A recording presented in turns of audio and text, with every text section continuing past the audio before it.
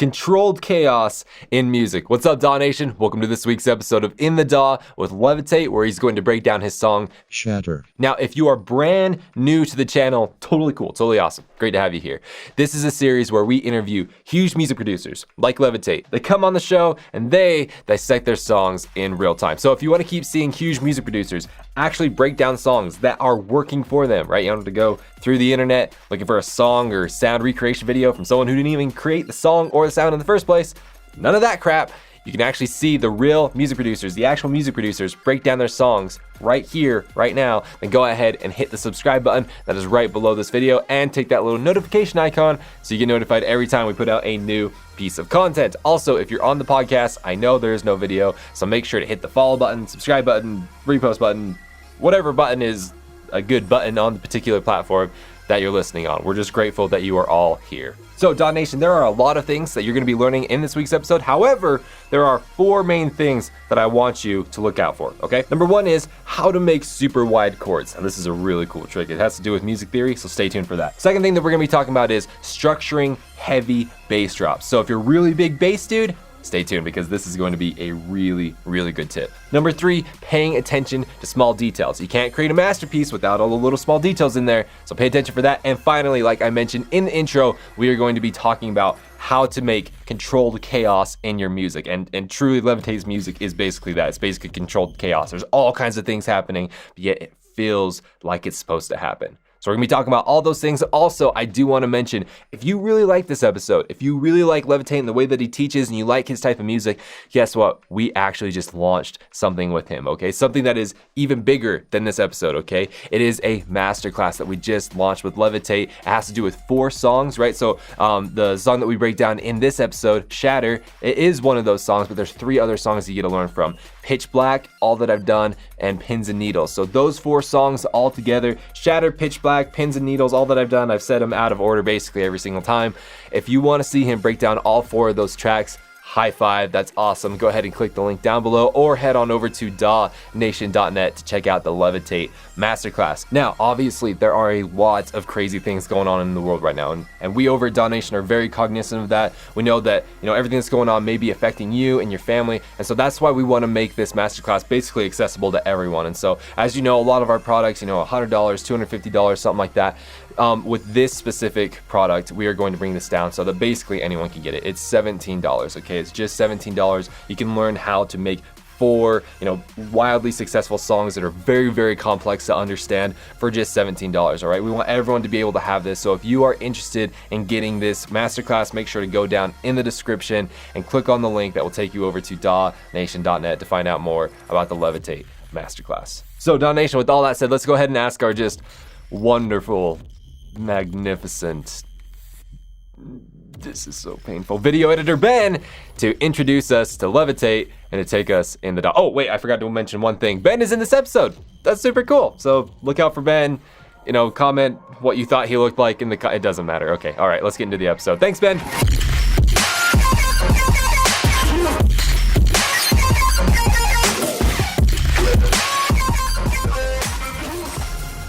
I had mentioned earlier with my previous stuff, I did a lot more experimental compositions that would go on for quite some time. So this is a 5-minute song, and the song has a few sections. It's a journey of a tune. Out the gate, I want to start with really sonically satisfying stuff. There's a lot of sound design right out the gate. The finalized version of this has an abbreviated intro that is missing this middle section. It just goes straight to having this up. That was per request of a Tice of Noisia.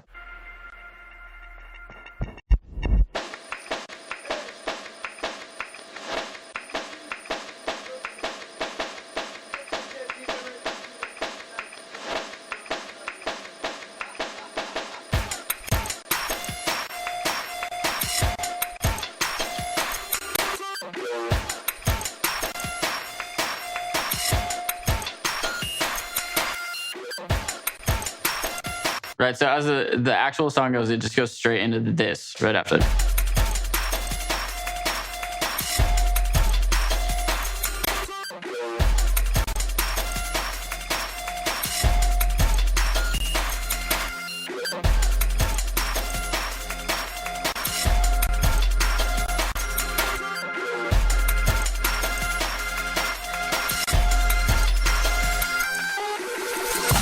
My main thing was like I kind of wanted like a polyrhythm, but funny enough, like what I used to think was polyrhythms was not polyrhythms. This is pretty straightforward, like a 4/4 rhythm. I mean, I guess it's like 8/4, like but it's not a real polyrhythm. I'm not using actual like polyrhythmic swings, but I was trying to do that. These are actually all just dotted notes, and dotted notes all fall on like the 4/4 grid line. It's just combos of dotted notes that are like eighths and sixteenths. Right from the intro of the song, there's like the reverse of the vocals that come in, and then you have this thing, which, to be honest, that's just a straight up like Rankin audio resample. Then we come into a clap, which was another like I used to use quite a bit more like sample pack stuff. We have like just this loop. But like I was saying, this is a composite of dotted notes. So if I split the grid, well, yeah, this is good. So the grid is on eighths right now. And you see this is a loop of like 3/8 phrases. It's 1, 2, 3, and then 1, 2, 3. And then you do that until, end of the bar and loop back around. So you have this like, right. But this is made out of like a loop that has like da, da, da, da, da, right. So it's that kind of like, it gives you that groove of like paradiddles or something funny like that. And then on every other one, I would just reverse it. So it kind of, right. So that's actually rather simple. I just found that sample with like the ring to it, and I just like love that texture. I layered this with a sample from a movie called like Brazil, I think. I think that's what movie it was. It's about a bunch of kids taking over a city.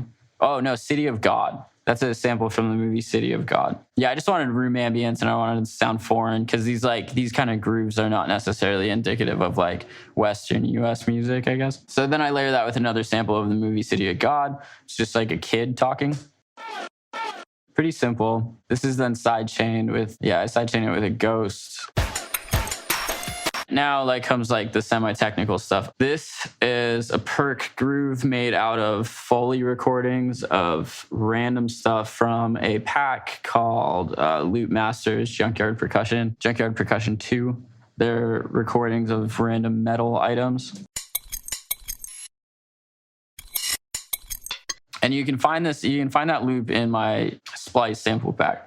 These are all like, you found the mixed one, and it includes like the processing that gets done to some of these. For instance, this has a reverse on it with time stretch. Those are all pretty much straightforward. Some of these jump in pitch, I believe. Yeah, some of these drop or jump in pitch right here. When you play these with the claps, you get this polyrhythm. It's not polyrhythm, but you know what I'm saying.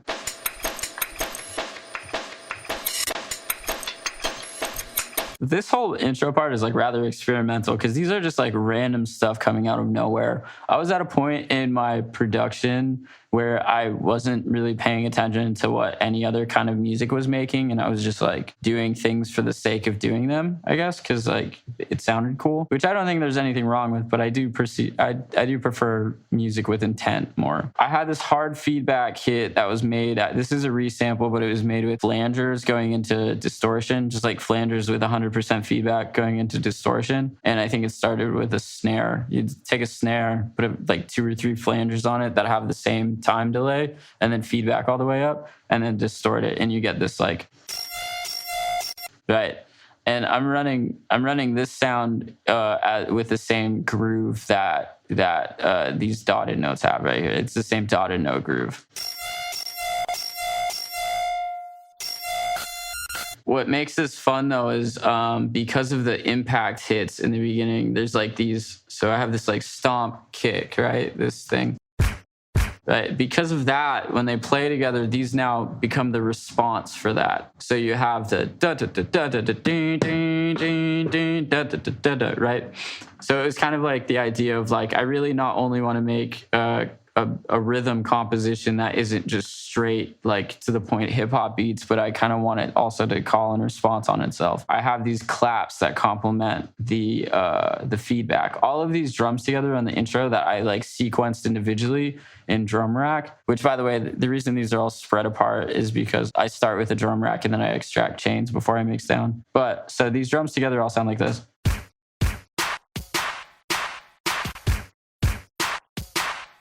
Yeah, I thought that was like kind of a cool, like it's kind of like indicative of like just some more like foreign kind of beat, you know? But yeah, all together with the feedback and everything. By the way, these fills are just made by like jumping like an octave or two. Like that jumps an octave, that goes back to normal. That's normal too, but I think like a lot of them are just different chunks of the same resample. Yeah, they are, yeah.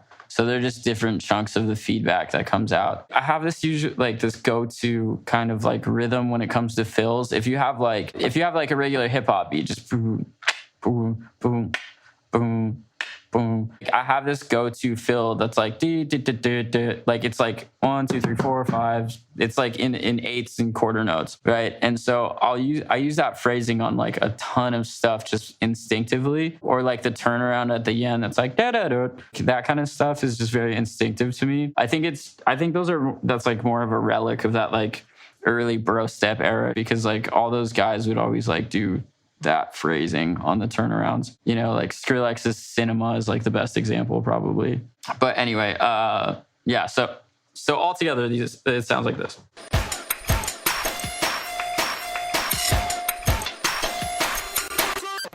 Okay, and then I have a reverse sample of these vocals. Right, now these vocals are going into a reverb send. So they get sent into a send that I later cut in the mixdown process. I later cut the waveform to fit how I need it to be. So it would be muted. It'd be muted right on the one. But these are just auto-tuned vocals of random stuff. Maybe this was like someone that sang on one of my songs or something, SM10, some like shout and scream sample. And then their auto-tune pitched up quite a bit and ran into a hard saturator. It's really simple. That's like the lead on Behemoth. That's the lead on a bunch of my stuff. Sometimes it has chorus on it, but it's pretty much straightforward. It's like you take a vocal that has a clean inflection, pitch it up, auto-tune it, and distort, and you get that. So the thing with the reverb send, though, is this is sent to a return track, and after the fact, it's actually sidechained to the source. Now, I had mentioned earlier that reverb is actually a perception of close to far. So the reverb itself is adding farness to it. But in this case, when you do this, when you send it to a return track and then you sidechain it, the source of the sound is still retained as being close up. It's the space itself that is far away.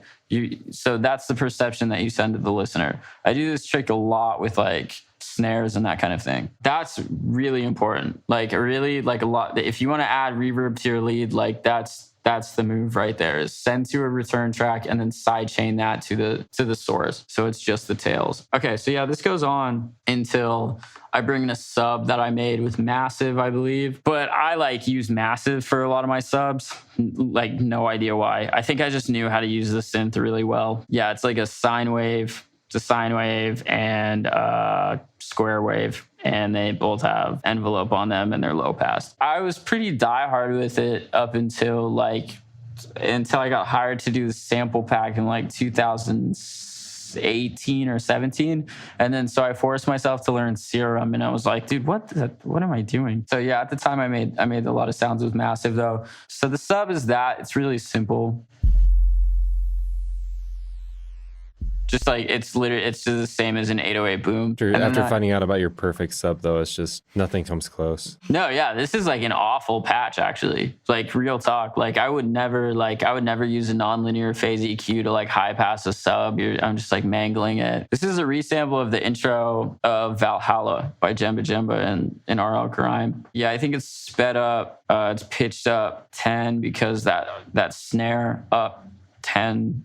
Semitones harmonizes with the song. Yeah, so I pitched up this that, and then I have a low one too that's on beats mode. So it's really staccato, but it's like has the beef of it, right? And as you can see, like I was tuning this because -2 is the same as +10 melodically. So I think I was paying attention to the note that the snare was hitting. Those two layered together, I was just trying to make like a general like chaos of shaker. Those two layered together sound like this.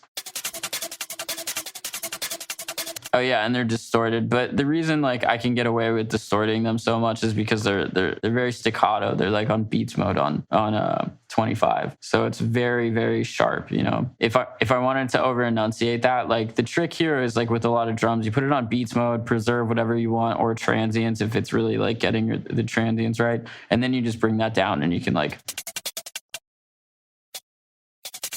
That's a shaker. This rings through the whole time. Just keeps on going. Goal here, like so much more like interpretive with my music, you know, is so much more about like impulsive feeling. So the goal here was just like build tension. I don't care how, just build fast tension. This is like probably the first song that I started doing like drum and bass influence techniques. And like, this is kind of that case right there where I was like using dotted notes at 160. What later comes in is these two patches of operator saw waves with LFOs on the pitch, but the LFO is on like 2% and it's really fast. So it gives you this like chaos sound. And the trick here for like super wide chords, you make your chord progression and whatnot. So this is an F, draw your whole like F chords and whatnot. And then you pan one hard left and do the opposite notes of your chord progression hard right. All right. I think I did that on this. If I didn't, then I missed out on a great opportunity. Oh, so I just did the same here. I did the same here, but I essentially just missed out on a really good opportunity. What I would do, if you want to make chords sound like extremely wide, let's say we're like doing F, right? And what you do is like make like multiple octaves of the chord itself, you know? And then, so I'll make 2 octaves of F. And what you would do is you pan one hard right, layer 2 of the same synth, pan one hard right and one hard left, and then have the opposite notes on each one, right? For over the course of 2 octaves. And so technically those 2 synths are actually not playing any of the same information, but because it's the same chord, they like still harmonize with one another. And you get, this is a really bad example, but you'll get this effect like this. Oh, this is low pass. Yeah, this is like very processed, not for this, but like you get this. If you do that over the course of like 4 or like 3 octaves, 3 or 4 octaves, and it's like a really large instrument, that can get you space that's unbeatable, frankly. Like it will just make things so massive. That's like classic engineering, like kind of stuff. Like if you were like to look at like how a rock opera was engineered, like Queen's rock opera songs, they'll pan like a harmony right. Like one of the voices will be like hard right, and then like the third will be like hard left. Do you know what I mean? That's kind of the trick with that. That's also very similar to how like guitars are panned. Evidently, I didn't exactly do that here. I just had hard left and hard right because I think they like the detuning was at a different rate or something. I don't know, man. If there's not actual differences in your left and right channel, then there's like no reason in doing that. And if this is like a pro tip, by the way, people will take like really wide sounds and they'll pan them hard left and hard right, and they'll be like, see dude, it sounds bigger. It's because Ableton has no pan law. There's no ratio that allows Ableton to dictate what the compensated volume would be if you send everything left and send everything right. So my point, what I'm saying here is that when you pan something hard left, it turns it up like 3 dB in the left channel. And the same thing with hard right. So if you take one sound and duplicate it and then pan one hard left and hard right, the reason it sounds better to you is because it's louder. That's it. You just turned your sound up 3 dB and doubled your CPU processing. Yeah, so like if you pan things hard left and hard right, like inside of Pro Tools, they'll sound completely different. And then if you do it inside of Ableton, same with Logic. Yeah. Well, actually in Logic, you can switch between 2 of them. Sadly, I didn't do that here. I just like left these panned hard left and hard right. I think because I didn't understand at the time. I don't think I knew about that phenomenon at the time, and I thought it was making it wider. But in reality, I could honestly just take this one track and turn it up 3 dB, and it's going to be the same exact thing, really. This has a flanger on it. I'm using the flanger to do a similar effect as a chorus. I just wanted to spread them larger, but be like additive about it. You know, 3 years later, I probably just would have used a good chorus and like adjusted the settings good. Then on the EQ8, taking out a lot of 3K, and then this is just sidechain to when the snare comes in. And these hit with an impact sound. Pretty standard. I think that was like an old like 2010 dubstep kit. I have a super high end. This is like the same chords that are being played in the intro. They're up like maybe 2 octaves or something like that, and high pass. So it's just the chaos up top. This is just to add like an extra layer of air, which is the only way that I've found to actually fill out the high end like cleanly unless you want to like add like white noise or something silly like that. So these just sound like this. And I think they're a bit distorted. Yeah, they're like mega distorted, actually. Some reverb. It's literally just like high-end chaos that harmonizes with that. The key with all the like mega pad, like the big like super sauce stuff, like I'm sure there's a lot of videos on this, but the key with that is like layering stuff that harmonizes. You just stack like something in each frequency range that harmonizes, and it'll be beefy by the end of it. This is just a chaos synth. It's only like one note. It's not even harmonizing. It just has like a ton of like detuning on it, you know? Like this is just straight up a saw wave, okay? Oh, it's the formant thing. Yeah. I used to really like that. That's another. I was doing this wrong, man. I like did a bunch of stuff wrong, but like what I was looking for at the time was the sound of an FM synth that like when you have like a low fundamental and then a high FM, you get that grindy metal stuff. This is like the way of me like making the top end for that in Massive. So I use this like formant thing that always would just bring this out. And so I layered that in there to like have just some like, you know, high-end siren thing. Bass, which is just it's a pretty like standard Reese. It's just like a detuned, distorted saw wave. Oh, it's not even a Reese really. This is just a detuned saw wave. That's it. Yeah, and I was using this. This is another, I still do this to this day. I'll just layer in one really, really like clicky low-end saw wave just to make sure the listener like really knows like what that fundamental is. You know, like you really know like where the buzz is coming from. And then that is layered with a straight up sub.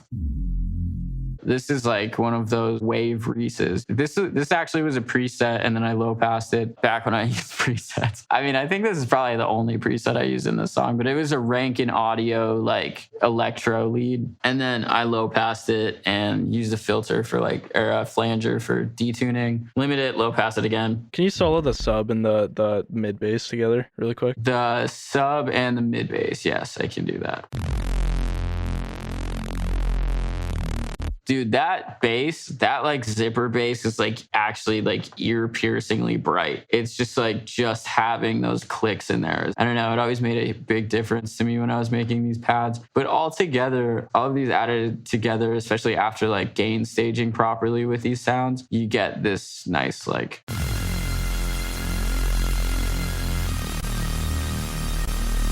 And the reason there's so much room in the mid-high is because that's where the vocals take up right here. So...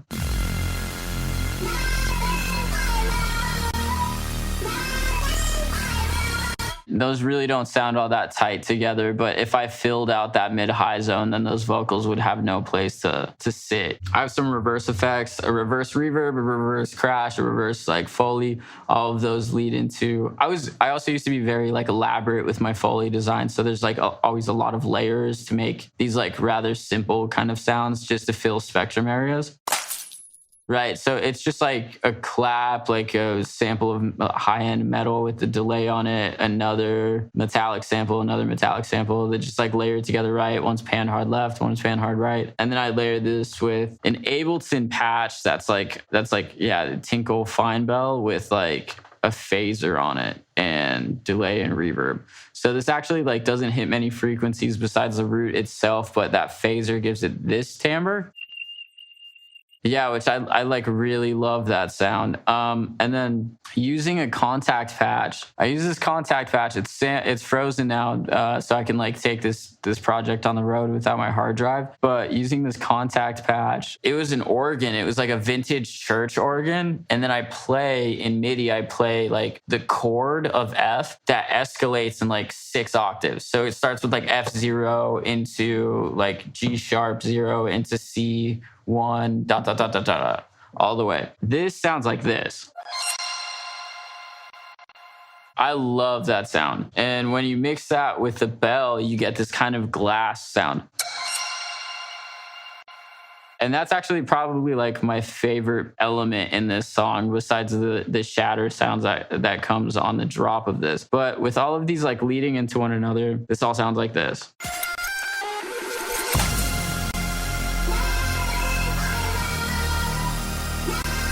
There's also some swooshes. I like added white noise, added a crash, all that good stuff. Another crash. Like really OD, like you got to be like, you have to overdo everything if you want it to sound overwhelming, you know? So it's like, sure, 3 crashes, let's go nuts. The vocals here are Mary J. Blige's voice, which like no one is supposed to know. Yeah, this is actually pretty simple. Her voice is just pitched up. There's a multi-band gate because like in that acapella, this is like one of those like YouTube rip acapellas, but there was a lot of like artifacts I wanted to get rid of. Auto-tuned, like hard T-Pain style auto-tuning. Clip distorted, so it's like that technique I was talking about. The only difference here is I added like a lot of flanger on her voice and then a chorus after that. And there's like reverb automation. But this is like, I mixed a lot less while I worked at this time. So these are pretty much like straightforward effects, you know? And then it's limited. And so it's like, there's nothing really like, you know, crazy about this, but it just sounded really good on the tune. Oh, and then there's like the fills, you know? Just like being distorted. So this goes in a linear direction. I mean, as far as this, you know, it's just like chords, F minor, pretty straightforward stuff. It's just, I think it's like kind of important that when you do, I don't know if I did that here, but when you do top end instruments, it's pretty, yeah, I didn't do that here, but generally speaking, you'd want to take your top end instruments and harmonize with the higher notes. Like if, for instance, I took this screamy synth and instead I played like the fifth, this section would actually sound a bit more musically entertaining. You know, with everything like all layered together, it would sound a bit more like, yeah, powerful. But anyway, so what happens here is much like the intro, I introduced dotted notes that are just made out of, that's at this point, it's just the snare and that metal feedback thing. So I have this like old dubstep snare, I think is what this is. So I have this old dubstep snare, and then that is layered with those feedback sounds from the intro.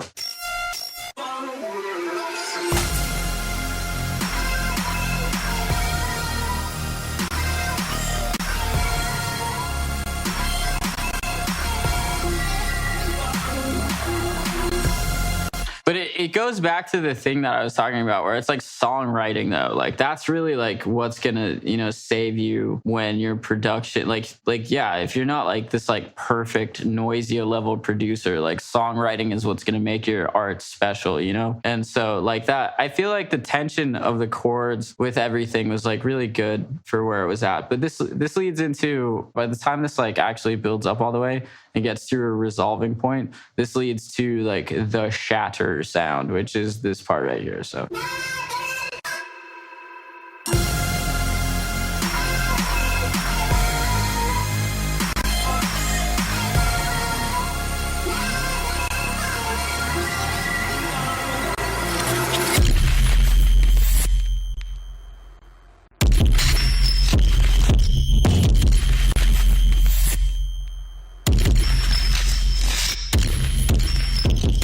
so I'll stop there. And the best I can do at this stage in this is just talk about how I made that. I can't actually show you because even like further beyond the fact that I froze this to teach people this when I was away from home, beyond that, even when I was working on this song, I had frozen this sound quite early on because my CPU was like absolutely bricking out. So I had to actually flatten this and get rid of like all the excess things that was causing that. But I can talk about how I made that. The mentality right here being is like we've built this whole like musical scenario, like it's so epic, and then just like the hardest turnaround you could do. The way that I made this, it's like you take about like 4 tracks and you group them together, like 4 audio tracks, and group them together. One of them was a kick. One of them was a synth that was made from Massive. It's just essentially was like a detuned sine wave with like a decay on it, and it would rumble. So the way I did that was like with a filter, I would make the filter go exponentially slower. So the filter would make it go like whoop, whoop, whoop, whoop, whoop, whoop, like that. And it was a sine wave that was detuned in stereo, and then it decayed in volume. So you layer that, it goes kick, that layer. There's a vinyl crackle. There's like a crackle that was from a vinyl needle, and then a metallic Foley, like one of these, like that's I use in the intro a lot. It's like one of these that has a sharp note to it, like one of those, but you know, the other way, like that. It's like one of those that had a more sharp note to it with quite a lot of reverb on it. Oh, and finally the sub was a bit crushed. Now you take all those layers and you bust them into a group, and then you use Isotope's warm saturation on the whole group, a little bit of OTT and a bit of sausage fattener just till it starts clipping, and then maybe limit it one more time after that. And I think there was also use of like a straight compressor being the first thing, because I wanted the shake to really compress things.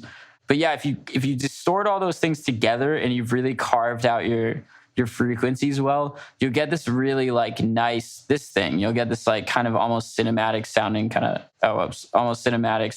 of like hit. The impact is really the sound of like that kick causing compression on the vinyl noise, but the tail of it is the decay of the Foley with reverb, and then it's all sitting on that pad of bass. Oh, and then you hear the redux on the bass on the top, and you have to EQ all of this like very, very aggressively, like truly aggressively, because I had used something like 2 OTTs in the chain for the top or for the group, and with that much upward expansion, you have to like subtractively EQ the high end on that redux like minus 60 dB or something. Like you have to almost like low pass it, but you can't low pass it, you know? Okay, so this all I use that polyrhythm, that like dotted note polyrhythm kind of thing with this as like a phrasing to transition you from intro into the vocals. And the vocal chain, albeit it looks complex, it's really not. These vocals pitched up, it's the same stuff. These vocals pitched up 7 semitones, some alloy to get rid of excess like room ambience, auto-tune, and then saturation. The reason there's a sinoid fold saturator after that is to warm it up after the fact. That actually doesn't really clip too hard. Then EQ, and I like the CLA vocal stereo. Yeah, I don't actually know what the stereo effect is here, but it's always has seemed to be a lot cleaner and more organic sounding than like just throwing a chorus or a Haas effect or like all that. I don't know what this is specifically, but this exact one sounds really nice to me. Is this one of the rare examples where you haven't read the manual on that yet? Yeah, dude, no, I actually haven't. So funny enough, I did watch the video for the JJP, the John Joseph Puig, I think is his name, the JJP vocals. And because they have this like parameter on that VST that's called magic. You can't just call something magic and just walk away with that. And it's essentially an OTT. Like I kid you not. It's like just multi-band dynamics. I don't know what kind of stereo effect that's doing. Oh, I have a delay for the intro of this as this builds up. And then it has reverb on it as it builds up and low passes up. And then it finally leads into the drop. So that's all that's really happening for the buildup. And then I have, as I mentioned from Pitch Black, one of those exponential breaks. Oh, actually, no, this isn't even an exponential break. This actually was just a distorted like drum break that I think I sped it up like times4. Yeah, it's like times4 speed. And then it just low passes up. Some reverse metal stuff and a reverse reverb. At this time, I really did a lot of Foley work in my music. Probably more than I do now. I use it more intentionally now. As opposed to places that straight up drums would just fill, I used to do like mad Foley work. But yeah, so all this together sounds like this.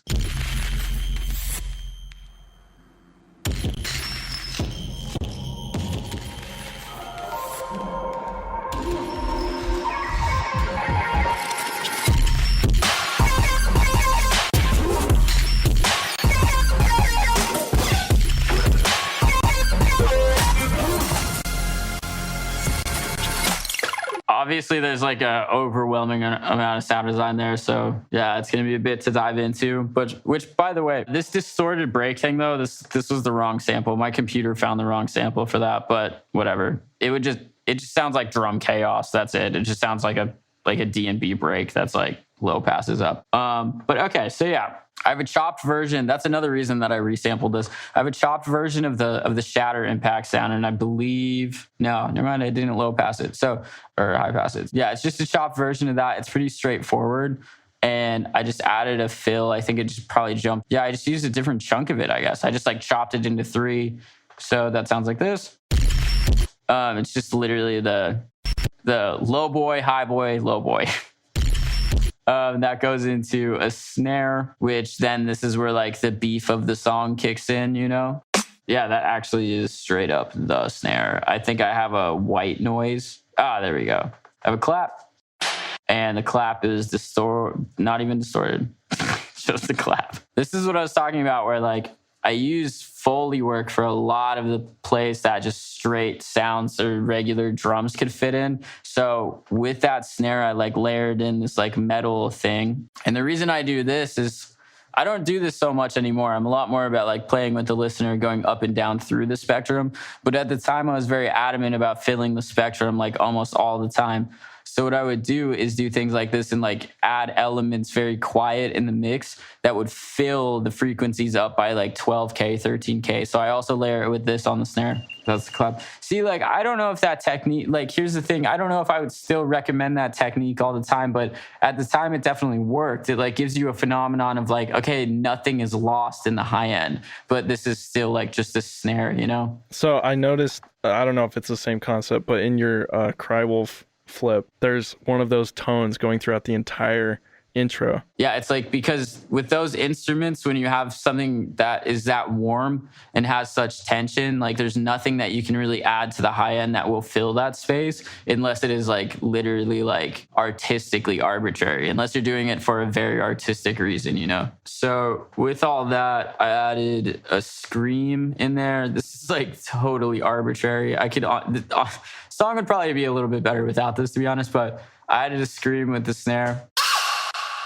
Just like straight hype, I guess. Like that's why I was doing that, is just energy. I used to do that a whole lot more than I do now too. But with all that, it hits well all together, I think, you know. And then we went through the vocal chain, so it's just a chop of those vocals.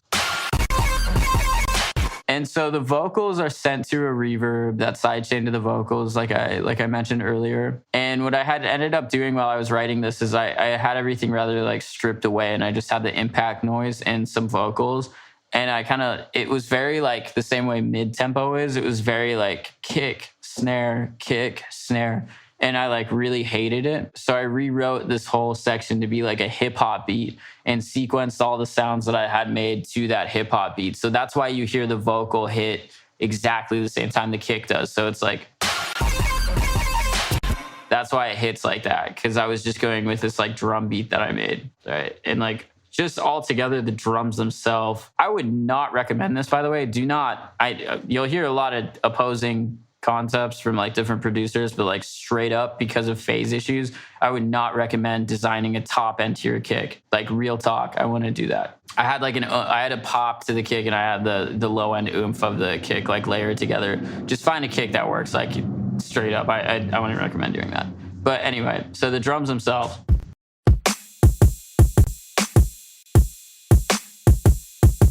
That's like straight, just like a hip hop beat. Lex Luger ride. The overwhelming amount of sound design that you hear honestly just comes from the fact that like there's all these dumb little things like layered in there, like metal stuff. So if you want that, like that'll definitely get you there. And also it's like that forced composition from the hip hop beat. When those like go together, it sounds like almost like too much for a song. Right when the kick hits, I designed a little like a wub wub for the sub. It's just like is another massive patch. Dude, I honestly wish I didn't do that so much. But anyway, it sounds like this. Just destroyed the phase on that. Anyway, it sounds like this. Wub wub and massive patch go in the same sentence, definitely. Dude, it's pretty simple, dude. I'm just like automating this like this sine harmonic wavetable to like turn up and down with the thing. So it has just like a boom, boom, boom, boom. You could honestly like completely body this sound with Serum. And then I'm using max bass, just like destroying my sub some more. I mean, I'm sure at the time that sounded all right through my monitors, but like max bass with these two things mixed together is just like, because they're non-linear EQs. So you're just like what we were talking about with pitch black, right? Yeah, exactly. I'm just sending like signal that's straight up canceling out to my limiter. That's why this sub, like, it's super loud, but it sounds like weak. Like, dude, in the actual bass, that's like weak. It's not gonna sound the same because I designed it with that nonlinear stuff. But if I do like this, for instance, like even with this nonlinear like low pass, you can immediately hear the like actual bass like clean up quite a bit. Bro, like, I don't know. There's just a million ways I could have done this better. Yeah, so I have that layered with the kick. I also didn't use the sidechain during production. So like this has none of those on it. I just like saved it all for the mix down. This all goes until the next snare. First snare hits, your main lead phrase. Second snare hits, fill. That goes into the next kick, right? That's like pretty standard music production stuff right there. That's pretty standard like dubstep composition where it's like hit on the one is like your hit. Once the snare hits, your lead comes in, and then on the second snare, you fill. Go back again. Do that 3 times, and then you have a bridge at the end. That's Cinema. That's like every Skrillex song from that album almost. That's like every Bro Step song from that era. You can name the bunch of them. They're all like exactly the same. I did that on this one because I was so far away from it at this point. Like, dude, this is not dubstep. You know what I mean? So I was like, yeah, I'll use that structure. I know it totally works. And this is like very highlighted by the vocal fills though. That's when like the attention is grabbed again. So we have this.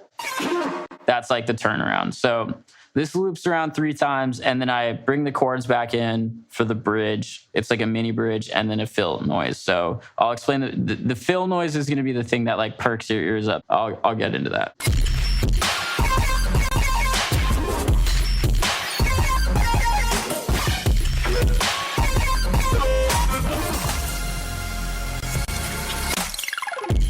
But by the way, this little metallic thing, dude, straight up dubstep technique. Like if you listen to dubstep in like 2013, you'd be like, yeah, dog, that's like every song. But it's a massive patch. You just like it's a pitch bend on like a detuned pitch cutoff thing, and it just yeah. There's so many songs that have that. The only difference with this is it has that small room reverb thing that I talked about, and then there's some Foleys that go clunk clunk before it.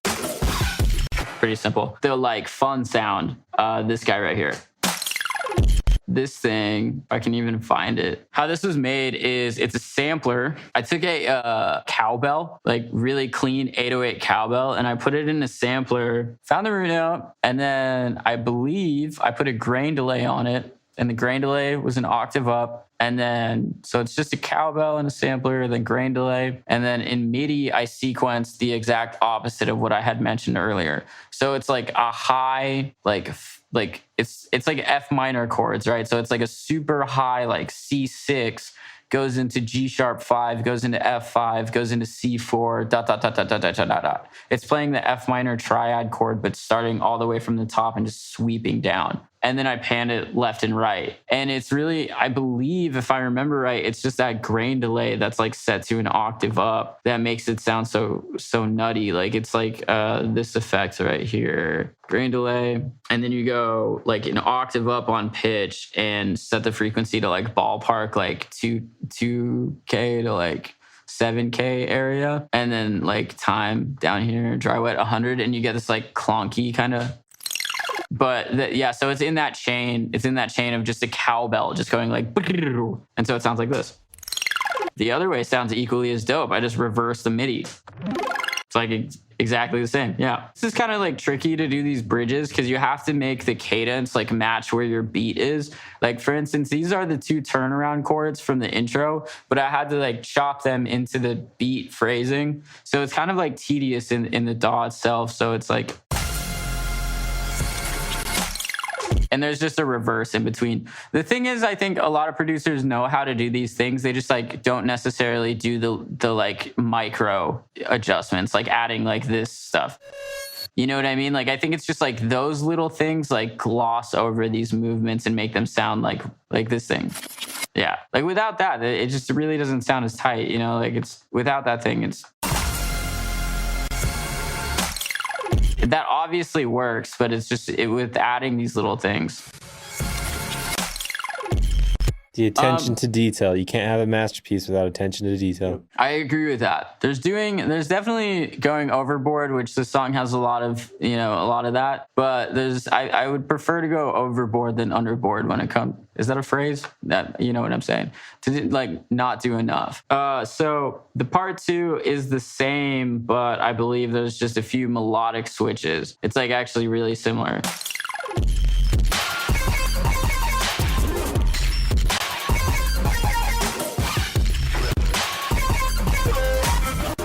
It's actually exactly the same, but like you can tell I was from that trap era because I just added the 808 hi-hats and like that was good for me. Like I'm just like, word, 808 hi-hats, great. And then the only difference is the chords are opposite here. They don't go, they go, and then a reverse of the cowbell thing. But yeah, so that right out.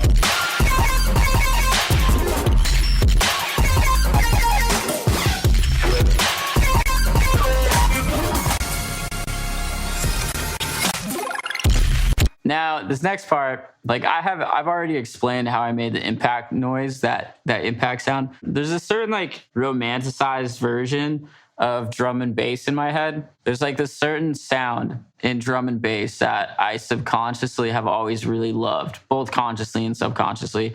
And when I was writing this song, it's like one of the higher tempo songs. It's not up by 170, but it's 160. So it'd be like a slow drum and bass, but it's this combo of like chaos and polyrhythms with having like very low and high timbres that I'm like really obsessed with. There's like a certain niche of drum and bass that does it really, really well. Broken Note, I think, is a really good example of that, of just like controlled chaos with like an absurd amount of bass and high end at the same time. And when I had this impact noise, I was like, dude, let's like make one of those, you know? Like I wanted to like hear that fast, kind of not polyrhythmic, but chaotic drum sound with like this sound. And so that's where this part leads into. And like I said, it's like a lot more like free form arrangement. And so I was like, let's just send it, you know?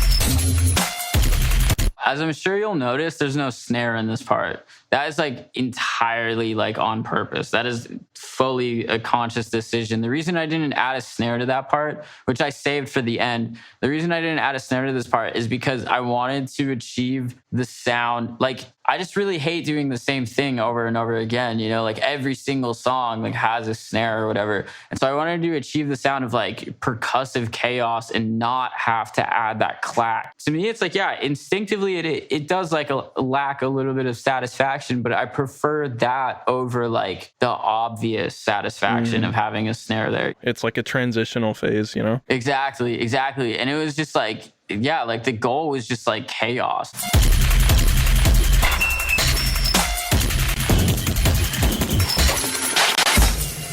And that's just matched with a riser and some reverse drums. And then the rest of the song is actually rather self-explanatory. It goes into this bridge right here that airs out with some wind effects, sound effects.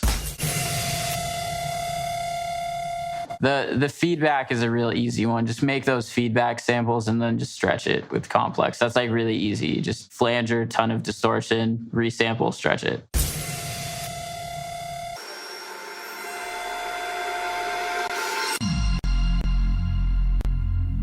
I low passed in the vocals. I thought that this song went differently, but I guess I low passed in the vocals here.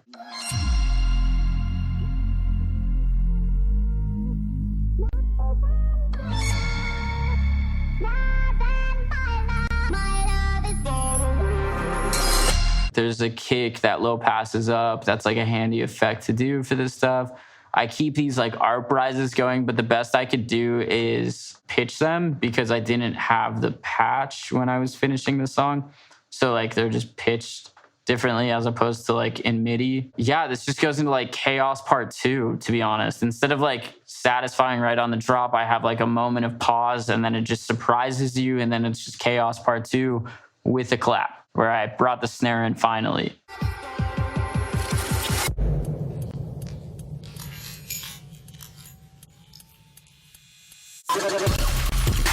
Whoa, that was not the right sample. I'm guessing my computer found the wrong sample. Yeah, there we go.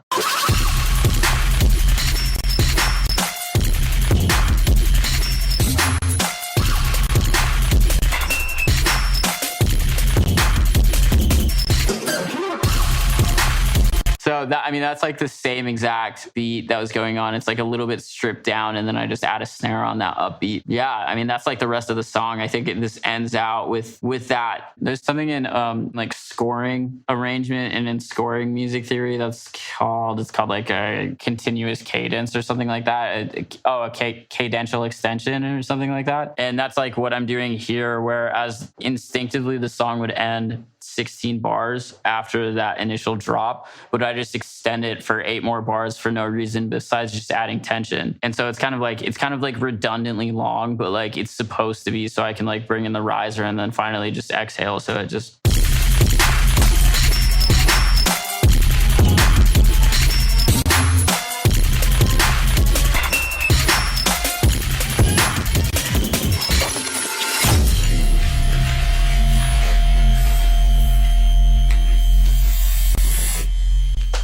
And that adds with a resampled like Shatter noise just stretched out on complex. It's pretty simple. I feel like it's little things like that in moments of pause and moments of clarity that like will really, really keep your listener in the pocket and make your song not sound long and not arbitrary. It's like those little, my homie Steven calls them ear candy. But yeah, I mean, that's like the whole song, honestly. The reason there's so many stems for what it is, like if you notice with all that I've done, I think that song is like 40 stems, like on the dot. It's like 40 stems, which is like a bit smaller than I would go normally. But that song also was like my most successful song last year. That was like independent. You know what I mean? So it's like that. It really doesn't matter. The reason that this song is it has like 76 stems, which like, all right, producer nerds, you can chill. Cause like I have had songs with like 150 stems. Not every single song has to be 100 stems, my dude. 76 to me is still hefty. It's big because at the time I was doing a lot of like unnecessary things. Like for instance, like just this high end effect is like 5 stems just to make this sound. Crazy sound, but like, to be honest, you could just find a dope clap that sounds metallic and they would probably do the same job. But yeah, so there's a lot of extra things like that in the mix. What's up, DAW Nation? Did you enjoy that? Did you learn a lot? Now listen, don't head out yet because there are still a few things that we need to talk about before this episode ends, okay? Number one, if you really did like this episode, please go hit the like button. Leave us a little comment below. If you didn't like it, that's totally cool too. Go ahead and comment below. We'd love to hear from you. Also, make sure to hit that subscribe button and tick that little notification bell so you get notified every single time that we put out a new episode. Also, if you're on the podcast, I understand you can't leave comments unless you're on SoundCloud. I guess you could do that, but do whatever is appropriate to let us know that we're moving in the direction, because the more comments that we get, the more messages that are sent to us, the more feedback that we get, the more type of episodes we'll put out like this, And so if you really like this and you want to keep seeing stuff like this, let us know. We'd love to hear from you, okay? So a couple of other things that we need to talk about. Of course, like I mentioned at the intro of this episode is sponsored by the LEViT TE Masterclass. So if you really enjoyed this episode, right? You really enjoyed LEViT TE and what you learned today, then I'd highly encourage you to check out the LEViT TE Masterclass. You get to learn 4 songs from him, right? So Shatter is one of the songs. So there's 3 other songs on there. All That I've Done, Pitch Black, and Pins and Needles are the other songs on the little masterclass, but it is so good. In fact, Shatter, this was a really good episode, don't get me wrong, but my favorite one is Pitch Black. I mean, the knowledge and the wisdom, oh my gosh, and that episode is insane. In fact, a lot of the things that we talked about in this episode referenced Pitch Black, and so there are a lot of really deep concepts. Like it's really hard to blow my mind music production wise nowadays, just because I've done so many episodes, been doing this for like 10 years. But genuinely, LEViT TE blew my mind over and over and over and over again. And so if you want to check out that masterclass, go ahead and hit the link down in the description, or you can head on over to dawnation.net to get more information over there. And of course, like I mentioned in the intro, it's crazy things are going on in the world, absolutely insane things are going on in the world. And so we want to be able to make this masterclass basically accessible to anyone, anywhere in the world that would really love to learn how to make this type of music. So this masterclass is only $17, okay? So if you are interested in that masterclass, go ahead and hit the link down in the description or head on over to dawnation.net. Also, we have other courses and masterclasses over on dawnation.net that you may be interested in. One of them is the Zodiac Masterclass, where Zan Griffin breaks down 14 songs that went on to get over 100 million streams, which is insane. You can check that one out. We also have the School of Bass, the classic huge sound design course with AU5. So if you are interested in any of those, go ahead and click the link down below. Which, by the way, we actually have 2 more courses that are coming out very quickly. One of them is the Serum Masterclass, which is really, really cool. In fact, if you want to pre-order that, that'd be fantastic as well. You can find that over at dawnation.net. And we also have another pre-order going on, which is the Crywolf Masterclass. Okay, if you guys know Crywolf, he's insane, absolutely amazing songwriter, and he's going to be doing an entire masterclass about his creative process, how he can consistently be able to excavate these amazing ideas, these amazing feelings, and be able to portray them. It's incredible. Okay, he also breaks down a bunch of songs. There's so many things, teach you how to write lyrics. I mean, that thing is absolutely huge. So if you want to pre-order that, you can pre-order that as well. But Dawn Nation, with all that being said, thank you so much for watching this week's episode of In the DAW. And make sure to come back here next week, because next week we are releasing a new episode of Behind the DAW. Now, if you don't know our Behind the DAW series, it is a series where we interview huge music producers, music industry experts, singers, songwriters, sound designers, everyone in between, on an emotional, philosophical, branding, marketing, and overall music business basis. Basically, the whole package of what you need to be a successful music producer, songwriter, rapper, apparently, anything like that, you can find over here on Dawn Nation. In the DAW is more technical stuff like we did today. Behind the DAW is more emotional, philosophical, branding, marketing stuff over there. So with that being said, Dawn Nation, we'll see you on next week's episode.